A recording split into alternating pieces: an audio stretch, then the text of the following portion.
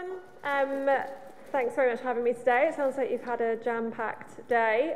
My talk is not strictly just related to the digital industry. It can apply to any workplace, but I work in the digital industry, so I'm here today to talk to you about how you can advocate and celebrate diversity wherever you are, whether it's in school or university or in the workplace. And the reason it's so important to talk about that is because in a recent survey, nearly 40% of UK employees said that they had felt discriminated against at some point at work. So discrimination is the unfair treatment of a certain category of people. And so nearly half of people working today in this country have felt at some point that they've been treated unfairly because of their gender or their religion or their race or potentially something else. And you guys are at a stage in your life where you should be getting very excited about going to uni or maybe going straight into work. Whatever path you're taking out of school, you are probably eventually going to end up working somewhere. And it would be great if nearly half of you were very happy in not being discriminated against. We want everyone to leave school and have great opportunities and find jobs that they love. So diversity is really the antidote to discrimination, if you will. So today I'm going to talk to you about what diversity means and what some of the initiatives that we've got in place at Merkel are to try and promote diversity and fight against discrimination. And also what some of the benefits can be for you as individuals and also for the companies that you work for if you have these kinds of initiatives in place. So I talked about discrimination there, and there's some very kind of well-known historical examples of quite extreme discrimination that a lot of you will be familiar with. So we've got, in the early part of the 20th century, the suffragettes fought for votes for women. So in that instance, women were discriminated against because of their gender. Men had decided that women were not intelligent enough or were too emotional to make decisions about who should be governing the country. So the suffragettes campaigned for votes for women, and that was granted 100 years ago this year, actually. Then we had in the 60s the civil rights movement in the US. Martin Luther King was kind of the figurehead of that, and that was the fight for black and white people to have equal rights under the law. Previous to that point, there was segregation in the US, so black and white people had different toilets, different water fountains, different areas to sit on the bus. Black people were regarded as second-class citizens. So that fight was all about giving them equal rights and giving everyone of any race equal rights in the US. And probably at the most extreme end of the scale, we have Hitler and the Nazis, who were in power in the 1930s and 40s in Germany, and the cause of World War II, as some of you may know. And they are kind of most famously discriminated against Jews because of their religion. But actually they were sort of indiscriminate in their discrimination in some ways, because they also discriminated against people that were disabled, people who were gypsies, people of kind of any other race, anyone that didn't fit into their ideal picture of what a person should look like. And you know, these are all kind of historical, well-known fights against discrimination. But discrimination, unfortunately, isn't something that is strictly confined to the history books. Even in the last few years, we've seen examples of fights against discrimination. So in January 2017, there was the Women's March, with everyone in pink there, which was held in cities around the world in protest at Donald Trump being voted in as the president of the US. And that protest was because women felt that he viewed them as inferior to men, and he had a track record of being very disparaging about women. Also in the sports world, that's a picture there of two NFL players in America, and there were several protests at NFL games where players would kneel during the national anthem, and that was to protest against the treatment of black people by police in the US, because there were dozens, if not hundreds, of cases of unarmed black men being killed by police officers, and there being no punishment whatsoever for those police, no consequences. So this protest was criticised and praised in equal measure, and widely reported in the press. And these examples are obviously very high profile, they're in the papers, they're online. But I think the message that I'd love you guys to take home today is that you don't have to be a celebrity or on the news to make a difference, to advocate diversity. In fact, anyone can make a difference in whatever setting they are in, because even small actions and small changes can build up to something much bigger. I, despite my best efforts, am not rich or famous, but I have managed to have some kind of impact at my work, which has been very satisfying. Even though my career journey started off in a very similar setting to this. So in 2007, I was probably the same age as some of you. I was 18. This is me then. I clearly had not worked out what I was doing with my hair. But I was just finishing a girls' grammar school in Buckinghamshire, and I quite liked science and maths, so I decided that I was going to go and do neuroscience at uni. So I went to Manchester University. Anyone here considering Manchester at all? Well, you definitely should, because it's great. But that's just a little tip. So I spent 3 years at Manchester studying neuroscience, and at the end of my degree, I decided I didn't really want to do a master's or a PhD. I had lots of friends that wanted to carry on and do more education, but I was really keen to get a job and move to London and start earning money. But it was difficult with no experience. It was hard to find any kind of job in the science sector without having a master's or a PhD. So I kind of accepted that I needed to maybe just get some experience working in any job as a starting point. And so my first job was at a place called the IT Job Board, which was about as glamorous as it sounds. So this was a company that ran a website which posted jobs in the IT sector. And then my job was to run the email marketing campaigns for the team that housed all of that data that we had from people applying for jobs. It was funny, the story that Becky told. I actually once sent out an email with the subject line that said, insert subject line here, to about 10,000 people. So yes, you're absolutely right, everyone does make mistakes, but I didn't get fired, so that's good. And so in that role, I got my first taste of marketing and digital marketing. Although I was focused on email there, I kind of had an opportunity to learn about other digital marketing channels, what the whole marketing landscape looked like. So I was there for just over a year, but then I decided that I wanted to go and live in Australia for a bit. So my sister lived there, I had some friends that lived in Sydney.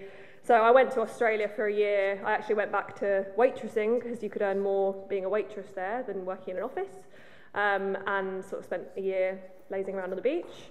But then eventually it was time to come back to the real world. So 5 years ago, I came back to London, and that year of experience that I had at the IT Job Board proved really useful because it allowed me to, it got me into an interview with Periscopics, which was the small independent agency that I originally joined before it became part of Merkle. So my first job there was as a paid search account manager. I think you guys might have had some talks earlier today about what paid search is, but forgive me for repeating it, it's the ads that you see on Google or Bing. So my career there started out with running paid search campaigns for a variety of clients. And I spent 3 years doing that. I worked my way up to being a manager, so I had a team of account managers that I was looking after. And then 2 years ago, I was given the opportunity to start our paid social department. So previous to that point, we hadn't been running any activity on social networks, but I started the department. At first, it was just me and one other girl working out how you ran paid social campaigns, because we didn't really have any idea. Now there are 33 of us in the department, and we run advertising campaigns across Facebook, Twitter, Instagram, Snapchat, Pinterest, and any other social network that you can really think of. which, as you can imagine, is very fun. It's very dynamic. The channel is always evolving as the social networks change and evolve. So yeah, I absolutely love my job in that respect. And then this year, I was given the chance to lead a group which is called Women in Leadership. So this is a group that was originally formed to increase awareness of gender issues within our agency. A few years ago, a small group of women in just one of our offices noticed that all of the emails that were coming from our senior management team or our executive board, or any pictures of any of our kind of management events, were pretty much all pictures of just white middle-class men. And so they decided primarily to start off with putting the spotlight on the fact that there were women at the company as well, and that there were several women in senior positions. And that group has kind of grown and grown, and it's actually spawned several other groups that are focused on diversity and inclusion, which I'll come back to.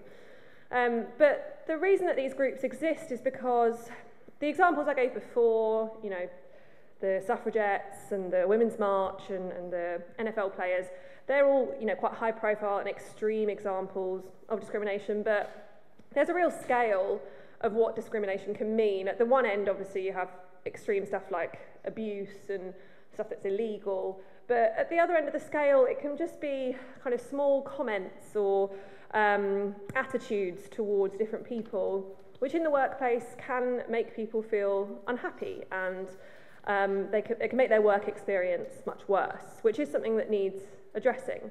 And one of the forms that this can take, and one that you may have seen in the media this year, is the gender pay gap. So companies at the moment are being required by the government to publish the difference in pay between men and women in their organisation.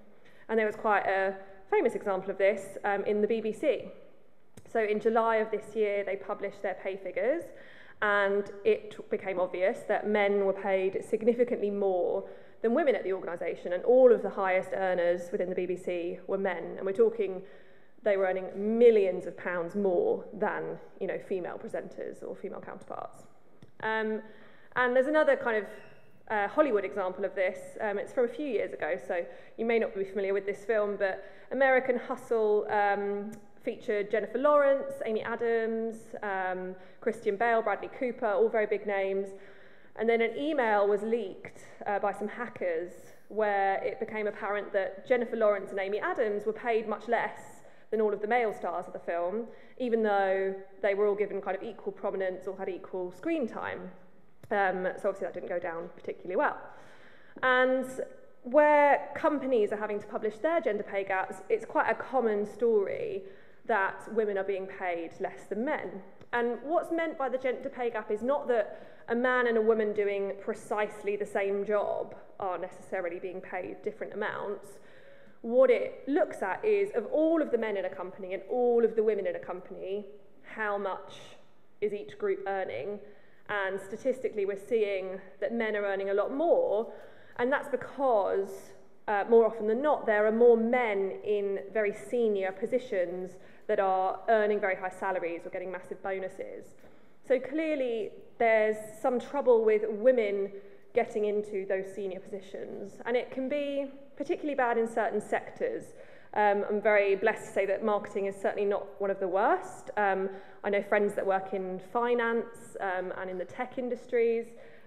They were shocked in some cases to see the massive gender pay gap at their own organisation.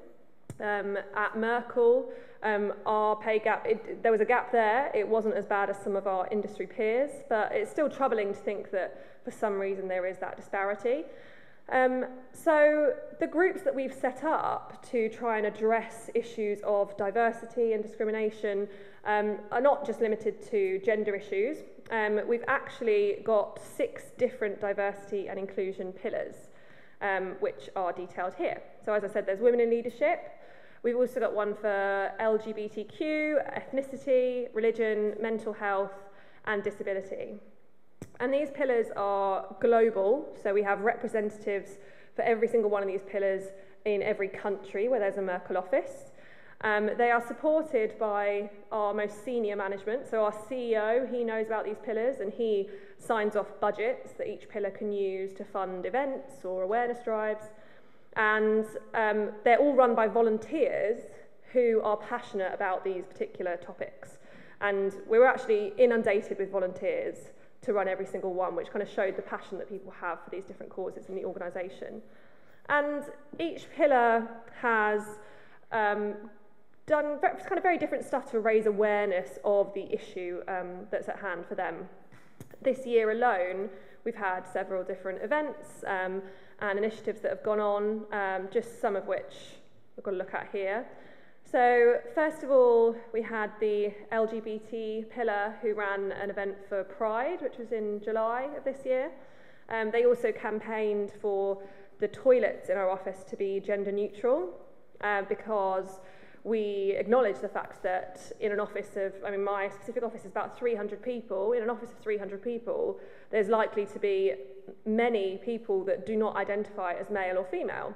And so they might feel excluded by the fact that it's men's and women's toilets. So now all of our toilets are gender neutral, they're just toilets, which doesn't negatively impact anyone else. We think that's a really positive change. If it can make anyone feel more included at work, then that can only be a good thing. Women in Leadership held a big event in the office for International Women's Day, which was in March. In the US, in our head office, they had a speaker come in who was an inspirational businesswoman. She talked about her career journey, and that was broadcast to all of our offices around the world.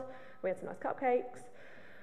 We also held a kind of mini version of that in our London office. That's me in our auditorium talking to a woman called Claire, who is the head of Snapchat for Europe. So she's very successful.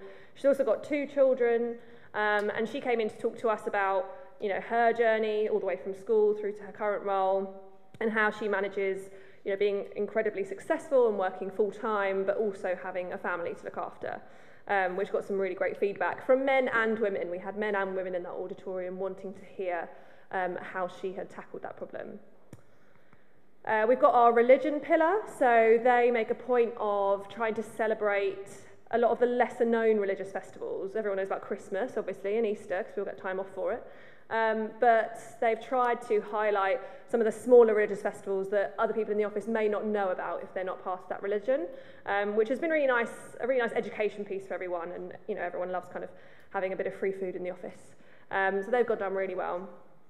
And something that I've been particularly proud of, I collaborated with our mental health pillar to publish a blog series which was called Returning to Work, and what we had was a range of people in the office contribute stories about what it was like to return to work after some kind of major life event.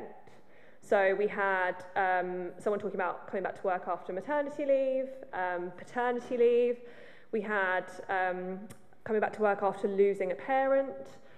We had, in this case, returning to work after a trauma. So the lead for our mental health pillar, who's a friend of mine called Beth, she was very tragically attacked on her doorstep last year by a mugger, and she suffered from post-traumatic stress disorder afterwards and had to take a lot of time off work to recover. And she had never felt comfortable talking to anyone at work about it, apart from her absolute closest friends and her manager, who obviously she had to explain why she wasn't in the office. Fast forward a year, this mental health pillar has been set up, and she felt brave enough to actually put her name to this story. Some of the entries in the blog series were anonymous, because we respected people's desire to not necessarily put their picture and their name alongside something. But Beth published this story, and the response that we had to the whole blog series was really heartwarming. A lot of people responded saying, I've never felt comfortable talking about my depression or my anxiety in the workplace, but now I feel like the taboo is gone and I can actually have this discussion with people. Because there is still that taboo there. People don't talk about mental health problems in the same way that they would about a physical health problem. You'd probably think nothing about having a week off work and telling everyone it was because you broke your leg. But if you had a week off work because you suffered with a massive anxiety attack or you were feeling depressed, unfortunately, people tend to feel quite differently about sharing that. And so the mental health pillar is doing a lot of work to try and dispel that and to make people feel more comfortable.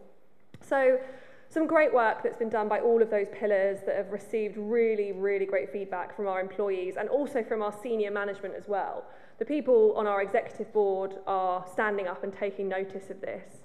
And you know, the story I told about those few women in one office who decided that they wanted to throw a bit more of a spotlight onto women in the organisation, essentially that was the start of all of this.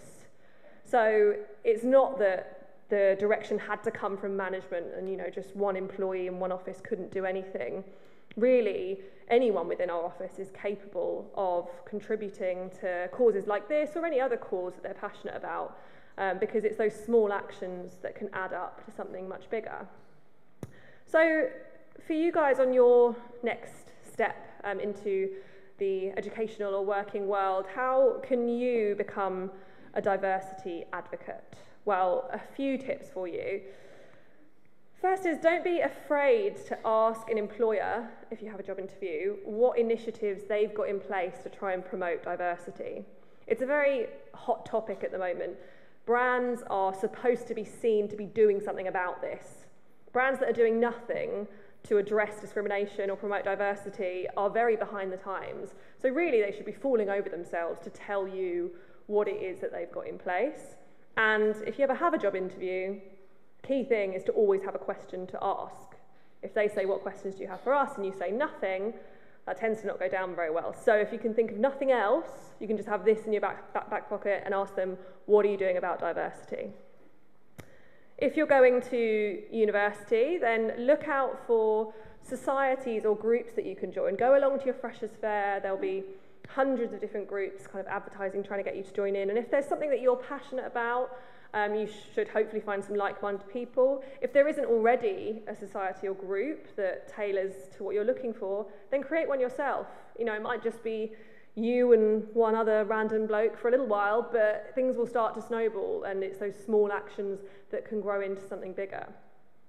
And lastly, I hope that this doesn't apply to any of you, but if you do ever find yourself in a situation, either at school or at uni or in your future jobs, where you feel that you're being discriminated against, don't stay silent. There's always someone that you can talk to, whether it's your teachers here, or your student union, or your tutors at university, or when you are working, there should always be some kind of human resources function that you can go to, because their job is to make sure that employees are looked after and that they're happy. So thanks very much for listening to me. I know this is the last talk of the day, so I hope it's rounded off the day nicely for you.